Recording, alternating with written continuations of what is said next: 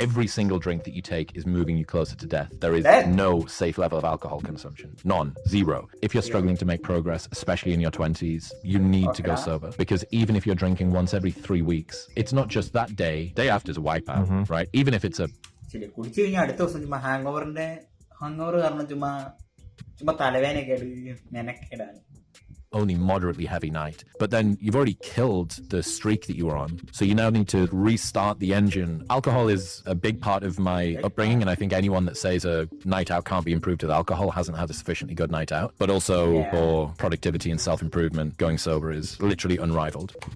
എടാ, വെള്ളം അടിക്കുന്നത് നിർത്തണം എന്നൊരു സംഭവമല്ല. പക്ഷേ ചില വെള്ളം അടിക്കുന്ന ആൾക്കാരുണ്ടല്ലോ, ഇത്ര അവർക്ക് മനസ്സിലാവും, അല്ല ഇത്ര അവർക്ക് അറിയാം. എടാ, അടിച്ചു കഴിഞ്ഞ് കഴിഞ്ഞാൽ ശരീരത്തിന് കൊള്ളത്തില്ല, മോശമാണ് എന്ന് എനിക്കറിയാം.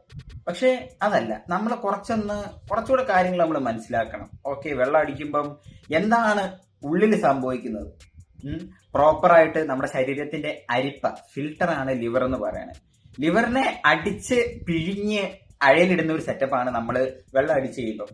ഓവർ വർക്ക് ചെയ്ത് അവൻ വിഷയാവും അവൻ ലിവർ.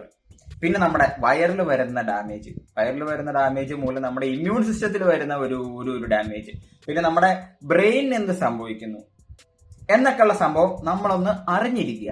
ഭാവിയിൽ ഒരു മെഡിക്കൽ ഏണി വരുമ്പോൾ വെള്ളമടി ഉണ്ടായിരുന്നു എന്നൊരു സംഭവം നമ്മൾ മനസ്സിൽ വെക്കണം. അടിക്കുന്നവർ